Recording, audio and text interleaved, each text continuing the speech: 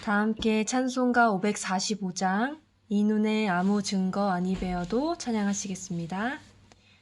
찬송가 545장 이 눈에 아무 증거 아니 베어도 함께 찬양하시겠습니다.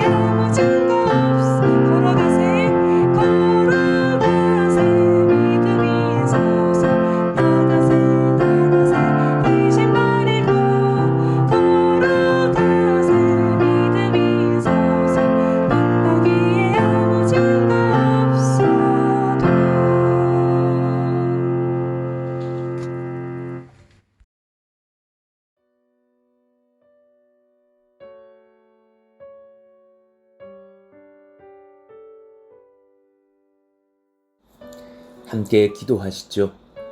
하나님 감사합니다. 은혜를 주시는 귀한 아침을 또한 허락하시니 감사합니다. 건강 주시고 네 말씀 앞에 서서 주님을 소망하는 심령을 허락하여 주시니 감사합니다. 하나님, 오늘 하루도 주님 앞에 은혜로 서기를 원하며 주님의 말씀을 따라 순종할 수 있는 권세 얻기를 원하며 은혜의 깊이를 누리기를 원합니다. 예수님께서 찾아오시며 만나주시는 새벽이 되게 하여 주옵소서. 찬송으로 고백한 것처럼 이 눈에 우리가 원하는 어떤 많은 증거들이 보이지 않는다 할지라도 예수님이 우리의 온전한 증거가 되시오니 믿음의 주여 우리를 온전케 하시는 이 예수님을 바라보게 하여 주시기를 원합니다. 이 은혜가 우리들의 자녀들에게 임하게 하여 주십시오. 청년의 때에 또 소망하는 많은 꿈들과 소망하는 기도의 제목들을 품고 오늘 하루를 성실하게 감당할 수 있는 믿음의 우리의 후대들, 다음 세들이 다 될 수 있도록 소망과 또 주님을 사모하는 마음과 열정과 비전 주시기를 원합니다. 우리 가운데 또한 감당할 만한 모든 체력과 건강과 그 믿음의 성령으로 충만케 하시는 은혜를 구하오니 하나님께서 오늘 또한 임하시기를 원합니다. 말씀하실 줄로 믿사오며 우리 주 예수님의 이름으로 기도하옵나이다. 아멘. 우리 같이 암송하실 말씀 빌립보서 2장 7절입니다. 같이 읽고 암송합니다. 오히려 자기를 비워 종의 형체를 가지사 사람들과 같이 되셨고. 빌립보서 2장 7절 말씀. 아멘.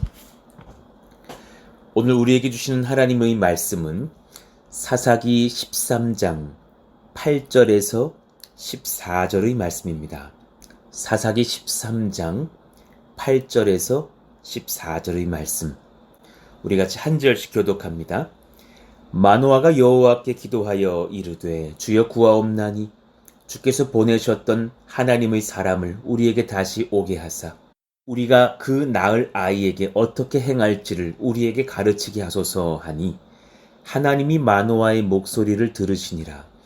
여인이 밭에 앉았을 때에 하나님의 사자가 다시 그에게 임하였으나 그의 남편 마노아는 함께 있지 아니한지라. 여인이 급히 달려가서 그의 남편에게 알리어 이르되 보소서 전일에 내게 오셨던 그 사람이 내게 나타났나이다 하매 마노아가 일어나 아내를 따라가서 그 사람에게 이르러 그에게 묻되 당신이 이 여인에게 말씀하신 그 사람이니까 하니 이르되 내가 그로다 하니라. 마노아가 이르되 이제 당신의 말씀대로 되기를 원하나이다. 이 아이를 어떻게 기르며 우리가 그에게 어떻게 행하리이까? 여호와의 사자가 마노아에게 이르되 내가 여인에게 말한 것들을 그가 다 삼가서 포도나무의 소산을 먹지 말며 포도주와 독주를 마시지 말며 어떤 부정한 것도 먹지 말고 내가 그에게 명령한 것은 다 지킬 것이니라 하니라. 아멘. 어제에 이어서 진정한 나실인 예수 그리스도라는 제목으로 하나님 말씀을 이어서 전하겠습니다. 오늘은 그 부제로 인격적이신 여호와의 사자 예수 그리스도, 인격적이신 여호와의 사자 예수 그리스도, 이 제목으로 말씀을 또한 전하겠습니다. 사람은 본능적으로 율법의 마음을 둡니다. 내가 이런 것을 지키면 하나님께서 복을 주실 거야. 그리고 또한 하나님의 말씀은 물론 율법적인 부분이 많이 있고 그 말씀을 지켜야 하는 것이 맞죠.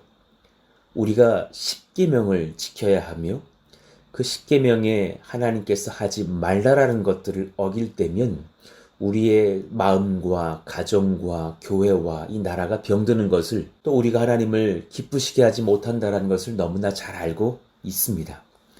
그러나 우리는 본능적으로 이 율법을 지킬 수 있다 여기며 그것에 마음을 두지만 하나님께서는 우리의 구원에 마음을 두십니다. 스스로 내가 하나님의 말씀을 잘 지킬 수 있을 것이라고 생각하는 존재들은 바로 우리죠. 사람입니다. 그러나 그 율법을 온전히 지킬 능이 없다라는 것을 아시는 분은 바로 하나님이십니다. 우리와 그래서 결코 행위 언약을 맺지 않으십니다. 여러분, 오늘 여러분께서 죄를 멀리 하시고 선을 행하야죠. 맞습니다. 아멘입니다. 그러나 죄를 다시금 범했다고 하여서 하나님이 여러분을 버리시거나 구원이 취소되지는 않습니다. 하나님은 우리에게 행위 언약을 맺지 않으셨기 때문이죠. 물론 죄를 그래서 즐겨 짓는다면 그 사람의 구원은 다시금 점검돼야 합니다. 그 사람의 믿음이 헛것입니다. 그러나 그렇다 할지라도 우리의 행위를 두고 우리의 구원 여부를 따지시지는 않으신다라는 것이 우리가 받은 은혜 언약입니다. 우리는 믿음으로 구원을 얻습니다.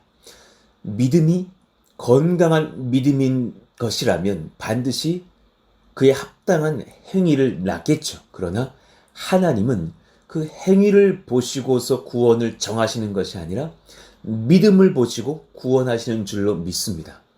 행위 언약은 최초의 인류였던 아담과 하와에게 먼저 두셨습니다. 그들은 스스로 바르게 행동할 수 있는 지혜와 의로움과 모든 행동의 권세가 있었죠.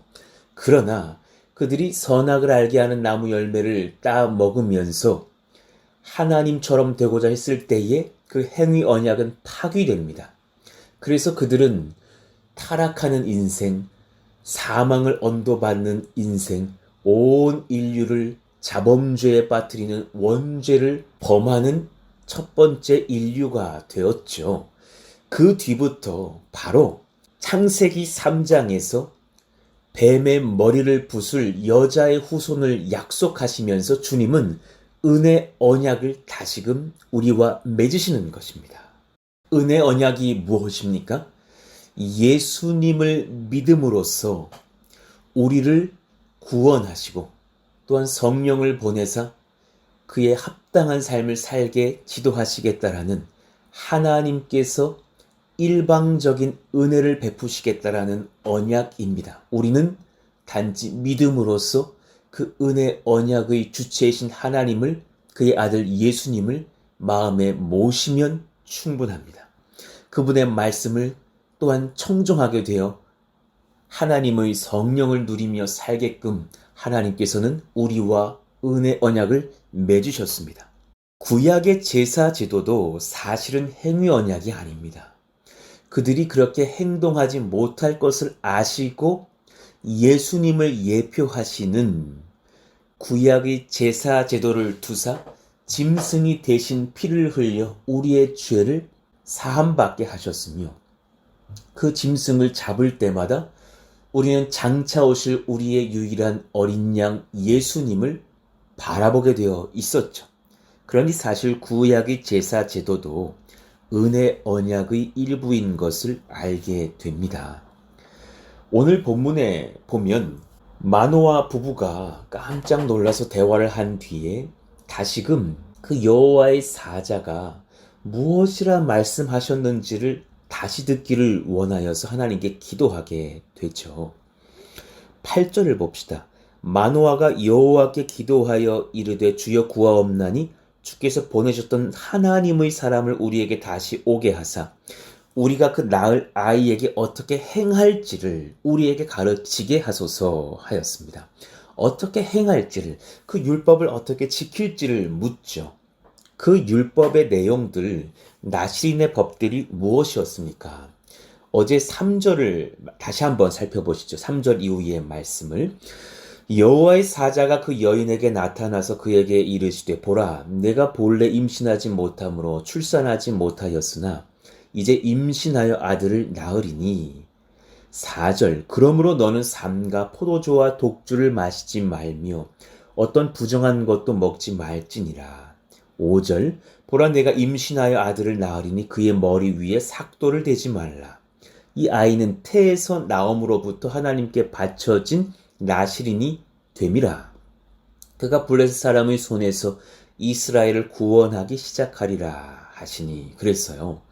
그러니 부정한 것들을 대하지 말아야 한다. 포도주를, 독주를 마시지 말고 포도나무 가까이도 가지 말며 시체를 만지지 말고 삭도를 머리 위에 대지 말라. 이런 것들, 나시린의 법들을 말씀해 주신 거죠. 그것이 잘 기억나지 않아 다시금 여호와의 사자를 만나게 해달라고, 그 사람을 만나게 해달라고 기도했더니 여호와의 사자를 하나님께서 다시 보내셔요. 그리고 나서 다시금 그것을 물어봤을 때에 그렇게 대단하게 다시금 말씀해 주시지를 않습니다. 오늘 본문 13절 14절을 보셔요. 여호와의 사자가 마노아에게 이르되 내가 여인에게 말한 것들을 그가 다 삼가서 포도나무의 소산을 먹지 말며 포도주와 독주를 마시지 말며 어떤 부정한 것도 먹지 말고 내가 그에게 명령한 것은 다 지킬 것이니라 하시면서 그렇게 지난번 말씀하신 정도보다 더 축약하여서 말씀을 해주셔요. 그냥 나시린의 법을 잘 지킬 수 있도록, 또 태중에서부터 이 아이는 나시린이니 그 어미도 잘 지킬 것이니라. 엄마가 지켜야 아이도 태중에서 술을 먹지 않게 될 것이 아니냐. 그렇게 말씀을 하신 것 뿐입니다. 부모가 이 말씀을 지켰으나 삼손은 사실 이 말씀을 다 지키지를 못하죠. 훗날 이 삼손은 통제가 안 되는 삶을 삽니다. 그의 특징은 무절제함이었습니다. 어쩌면 우리들의 모습이 아닐까 합니다. 우리는 알지 못해서 죄를 짓는 것이 아니라 통제가 안 돼서 죄를 짓습니다. 그러니까 내로남불의 인생을 사는 자들이 어쩌면 우리들 아닙니까? 저도 제가 설교까지 다 했기 때문에 이런저런 죄를 지으면 안 된다는 사실을 잘 알죠. 죄가 아닐지라도 제가 오늘 이것저것을 행해야지 하고 결단하면서 아침에 출근을 하죠. 그러나 우리의 의지가 약하고 또 우리의 행동과 어떤 삶의 능력이 연약해서 그것을 지키지 못하고 돌아올 때가 얼마나 많습니까? 사사기 14장과 16장을 보면 삼손이 나시린으로서 지켜야 할 것들을 다 지키지 못하고 있는 증거들이 많이 기록되어져 있습니다. 14장 5절을 보시죠. 삼손이 그의 부모와 함께 딥나에 내려가 딥나의 포도원에 이른즉 포도원에 가면 안 되는 사람입니다. 포도나무 근처에 가면 안 되고 포도나무의 열매와 그리고 그것으로 만든 술을 마실 수 없죠. 그리고 젊은 사자가 그를 보고 소리 지르는지라 그때 사자를 만나죠. 6절 여호와의 영이 삼손에게 강하게 임하니 그가 손에 아무것도 없이 그 사자를 염소 새끼를 찢는 것 같이 찢었으나 놀라운 힘을 발합니다. 그는 자기가 행한 일을 부모에게 알리지 아니하였더라. 그러니 지금 부모와 함께 딥나에 내려갔을 때 부모와 같이 포도원에 간 것이 아닙니다. 그는 홀로 포도원에 갔었고 거기서 사자를 만났을 때 사자를 찢어 죽이고 이 일을 부모에게 알리지 않았다라는 것을 알게 됩니다. 7절 그가 내려가서 그 여자와 말하니 그 여자가 삼손의 눈에 들었더라 하면서 이방 여인을 그가 좋아하고 또 그와 함께하게 됩니다. 이 사사로서 그리고 이스라엘의 선택받은 나시린으로서 그는 선택하지 말아야 할 것들을 골라서 선택하는 것 같은 그런 삶의 연약함을 계속해서 보여주죠. 8절을 보시죠. 얼마 후에 삼손이 그 여자를 맞이하려고 다시 가다가 돌이켜 그 사자의 죽음을 본즉 사자의 몸에 벌떼와 꿀이 있는지라 손으로 그 꿀을 떠서 걸어가며 먹고 그의 부모에게 이르러 그들에게 그것을 들여서 먹게 하였으나 그 꿀을 사자의 몸에서 떠왔다고는 알리지 아니하였더라. 지금 시체, 동물의 죽음과 같이 함께하지 말아야 될 자가 사자의 죽음에서 꿀을 떠다가 본인도 먹고 부모에게 가져다 드리면서 이미 그것을 하면 안 된다라는 것을 알고 부모에게 알리지 못하는 것을 봅니다. 삼손은 선택받은 사사며 구별된 나시린으로 살아야 했으나 알면서도 그 정결한 삶을 유지하지 못하는 연약함을 보여주는 것입니다. 사사기 16장 19절을 보면 더 큰 죄가 드러납니다. 드릴라가 삼손에게 자기 무릎을 베고 자게 하고 사람을 불러 그의 머리털 7가닥을 밀고 괴롭게 하여 본즉 그의 힘이 없어졌더라. 하나님께서 삭도를 머리에 대지 말라 하셨는데 그 말씀에 순종하지 않자 그의 힘이 없어집니다. 주님께서 거두어 가시죠. 그래서 그는 결국 눈이 뽑혀서 블레셋 사람들의 조롱거리가 되고 연자맷돌을 돌리는 노예 죄수가 되지 않습니까? 어쩌면 비단 이것은 사사 삼손만의 스토리가 아닐 수 있습니다.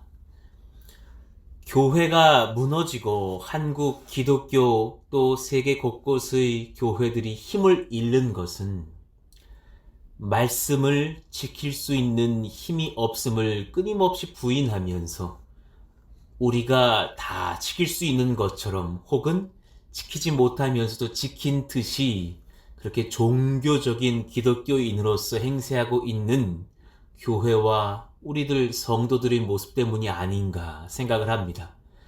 목사도 설교하고 나서 설교를 한 대로 살지 못하지만 또 그렇게 살아낸 것처럼 버젓이 또 다른 설교를 이어갈 때에 마음이 얼마나 괴롭겠습니까? 그런 종교인들이 모여든 교회라면 그 교회는 사실 권세가 없을 것입니다.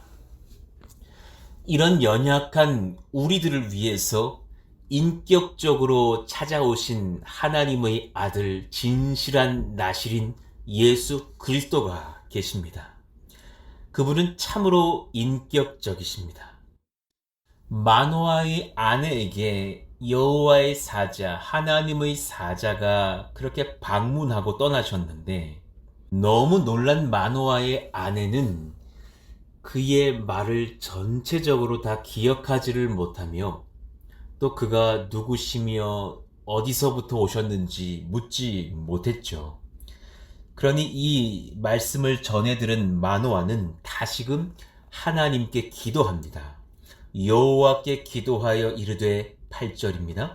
주여 구하옵나니 주께서 보내셨던 하나님의 사람을 우리에게 다시 오게 하사 우리가 그 낳을 아이에게 어떻게 행할지를 우리에게 가르치게 하소서 하니, 하나님께 기도하는 이 믿음도 사실 참 귀한 믿음이죠. 그는 그리고 그의 아내는 이 놀라운 소식을 전해 들었을 때에 두려워하거나 부인하지 않았고 오히려 하나님의 말씀에 순종하고 경청하려는 마음으로 다시금 주님께 기도하면서 주님, 그 아이를 나실인으로 이스라엘의 사사로 잘 길러내기 위해서 주의 말씀을 다시 한번 듣기 원합니다. 간구하였을 때에 하나님께서 그 기도에 응답을 하십니다. 9절, 하나님이 마노아의 목소리를 들으시니라. 여인이 밭에 앉았을 때에 하나님의 사자가 다시 그에게 임하였으나 그의 남편 마노아는 함께 있지 아니한지라. 여인이 급히 달려가서 그의 남편에게 알리어 이르되 보소서, 전일에 내게 오셨던 그 사람이 내게 나타났나이다 하매. 이 말씀을 보면 하나님께서 얼마나 인격적으로 우리의 말씀에 반응하신지를 깨닫습니다. 여호와의 사자를 다시금 보내주시는 하나님. 그런데 여러분, 그 여호와의 사자가 누구신가요? 우리가 또한 내일의 본문에서 만나게 될 말씀이지만 17절, 18절을 한번 보시죠. 17절, 마노아가 또 여호와의 사자에게 말하되 당신의 이름이 무엇이니까? 당신의 말씀이 이루어질 때에 우리가 당신을 존귀히 여기리이다 하니, 여호와의 사자가 그에게 이르되 어찌하여 내 이름을 묻느냐? 내 이름은 기묘자라 하니라. 어떤 말씀 한 구절이 떠오르지 않으세요? 기묘자라 이름 불리는 분, 바로 우리 주 예수 그리스도이십니다. 이사야서 9장 6절에서 이 예수님을 예언하고 계시죠. 이는 한 아기가 우리에게 낳고 한 아들을 우리에게 주신 바 되었는데 그의 어깨에는 정사를 메었고 그의 이름은 기묘자라, 모사라, 전능하신 하나님이라, 영존하시는 아버지라, 평강의 왕이라 할 것임이라. 아멘. 보통 천사들이 본인의 이름을 소개할 때에 본인의 이름을 밝히지 비유컨대 기묘자라고, 나는 모사라고, 나는 평강의 왕이라고 그렇게 소개하지 않습니다. 예를 들어 볼까요? 누가복음 1장 19절, 천사가 대답하여 이르되 나는 하나님 앞에 서 있는 가브리엘이라. 이 좋은 소식을 전하여 내게 말하라고 보내심을 받았노라 하면서 본인의 이름을 밝힙니다. 그는 기쁜 소식을 전해주는 천사 가브리엘이었죠. 또 요한계시록 12장 7절을 보면 하늘에 전쟁이 있으니 미가엘과 그의 사자들이 용과 더불어 싸울세, 용과 그의 사자들도 싸우나 하면서 하나님의 천사들 중에서 전쟁의 영역을 맡아 섬기는 천사장의 이름이 미가엘이라는 것을 알게 되죠.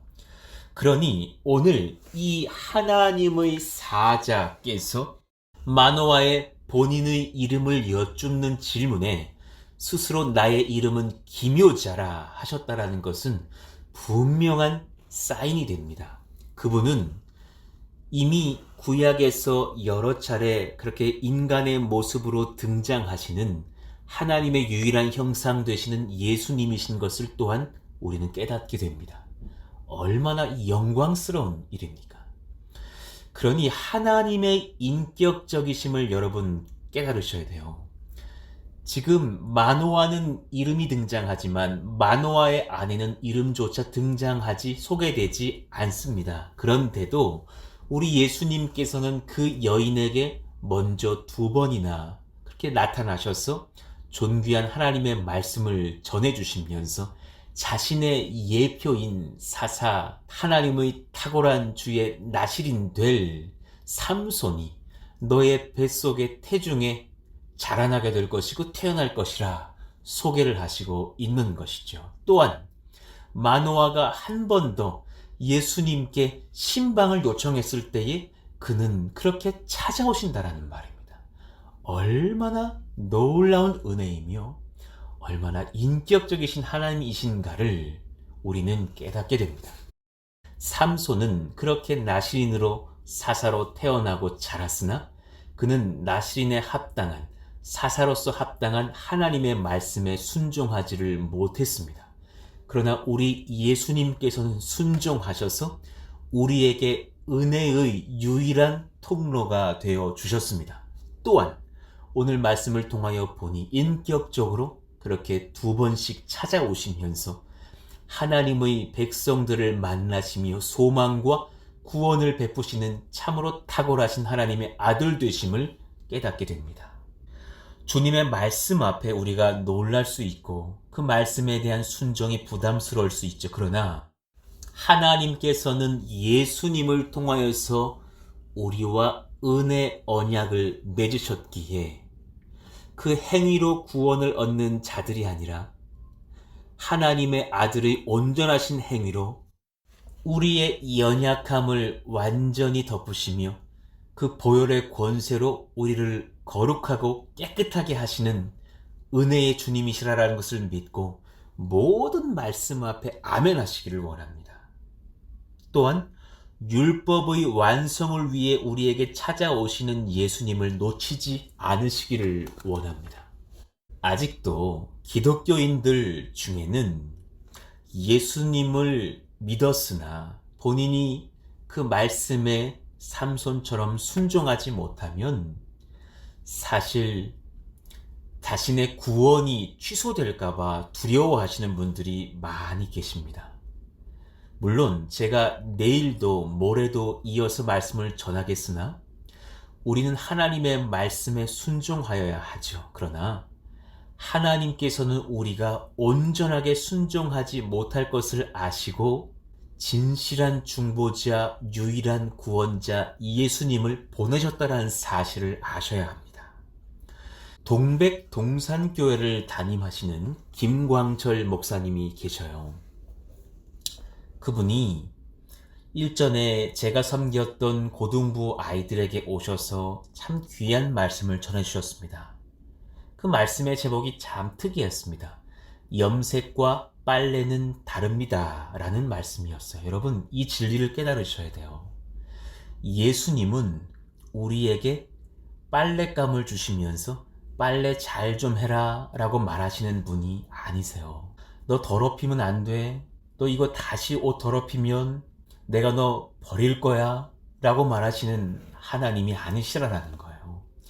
하나님은 우리에게 흰옷을 입혀주셨으나 우리 스스로가 그 흰옷을 깨끗하게 유지시킬 수 있는 능력이 없다라는 것을 아셨어요. 그래서 우리의 옷들이 다 검게 더러워졌을 때에 아들 예수님을 보내사 그분의 보혈이라는 세제와 그분의 보혈이라는 염료를 통하여서 우리 모든 백성들의 옷들이 흰색으로 아예 염색되게 하신 거예요.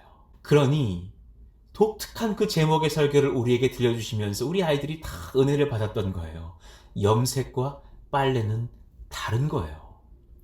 염색을 예수님의 은혜로 얻은 흰옷을 입은 백성들이라면 하나님은 그들을 구원하십니다. 그들이 한 것이 없습니다.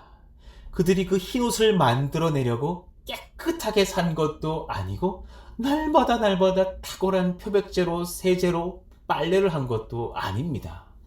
그저 예수님께서 흰 옷을 입혀주신 것이죠. 염색을 해주신 거예요. 그러나 우리는 또한 성도로도 살면서 크고 작은 죄들에 무너지기도 하죠. 그때에는 성령의 능력으로 이미 구원받은 백성의 감사함을 가지고 예수님의 그 구원이라는 세탁기에 또한 옷을 집어넣어서 하나님의 능력과 하나님의 말씀과 하나님의 사랑과 성령의 임재 속에서 그렇게 하나님 앞에 회개라는 빨래를 하시면 된다는 사실이에요. 이미 한 번 염색하면 되었지 빨래는 수시로 할 수 있는 거예요. 그러니 여러분, 세탁기에 옷을 벗어두면서 부모에게 혼날까봐 벌벌 떨면서 빨랫감을 세탁기에 집어넣는 아들, 딸들이 있다면 그건 정상은 아닐 거예요. 그렇죠? 담대하게 우리는 이미 하나님의 자녀가 된 거로 하나님, 제가 어제 이런 죄를 지었어요. 오늘 또 이런 제가 교만에 넘어졌네요. 주님 용서해 주세요. 회개할 수 있다는 겁니다. 한번 염색을 한 옷이라면 취소되지 않습니다. 담대하게 빨래하실 수 있습니다. 그러나 여러분, 어머니가 정성껏 그렇게 염색해 주시고 빨래까지 매일매일 해주시는 그 옷을 내일 또 빨래해 주실 거라고 더럽게 입기 시작한다면 그것은 잘못된 자녀들의 처사잖아요. 그렇잖아요. 엄마가 내일 또 빨래해 주실 거니까 오늘 특히나 작정하여서 더럽게 입어야지, 그런 아들이라면 그것은 회초리 맞아야 될 아들이죠. 여러분, 우리 마을 근처에 소방서 있다고 그래 소방서 있으니까 불 한번 질러볼까? 정상적인 사람은 아니죠. 우리 옆에 약국이 있으니까 오늘 배탈 한번 제대로 놔볼까? 할 수는 없다라는 사실이죠. 이 귀한 진리를 깨달으셔야 돼요. 삼손이라는 사사를 우리에게 보내시면서 여러분, 우리는 삼손이 이랬지 저랬지에 집중할 것만이 아니라 그 삼손 뒤에 진실한 사사로 오시는 예수님을 보셔야 돼요. 그래서 나신으로 점치어져서 태어났으나 그 삶을 감당하지 못했던 사사도 있었으나 진실한 제사장, 나실인, 사사, 구세주로 오신 예수님께서는 온전하게 완성하사 우리의 모든 더러운 검은 옷들을 자신의 보혈로 하얗게 염색하여 주신 유일하신 구세주심을 믿고 아멘 하시기를 원합니다. 그리고 그 은혜 안에서 오늘 하루하루를 살면서 최선 다하여 정결하게 살다가 또 넘어졌으면 성령을 의지하여 하나님의 자비하심을 의지하여 담대하게 회개의 빨래를 하시며 하나님 앞에 은혜를 얻고서는 귀한 우리 푸른숲 동산학교의 건축들이 되시기를 예수의 이름으로 축원합니다. 오늘 말씀을 기억하시면서 하나님의 은혜에 감사하십시오. 하나님, 그 놀라운 은혜로 예수님을 보내어 주시는 인격적이신 하나님이 계시니 감사합니다. 그리고 삼손의 부모에게도 찾아오시고 또한 저에게도 찾아오시면서 수시로 만나주시면서 나에게 그 구원의 감격을 주시는 예수님, 우리에게 정말 흰옷 입은 백성들로 자신의 보혈을 통해서 염색을 허락해 주신 예수님께 감사합니다. 찬송하시는 새벽의 기도가 되기를 원합니다. 또한 그 은혜에 감사하면서 성결하게 살며 또한 넘어지는 것이 있다면 죄책감으로 무너지는 것이 아니라 은혜 안에 들어와서 또한 담대하게 회개의 기도를 하며 은혜의 빨래를 경험하는 저희들이 다 되게 하여 주십시오. 오늘 이 말씀을 기억하시면서 주여 부르시고 기도합니다. 주여! 하나님 감사합니다. 은혜의 여정 가운데 우리가 서기를 원하며 진실한 사사와 나실인이 되시는 예수님을 경험하며 감사할 수 있기를 원합니다. 그 자유함을 우리에게 허락하시니 감사합니다.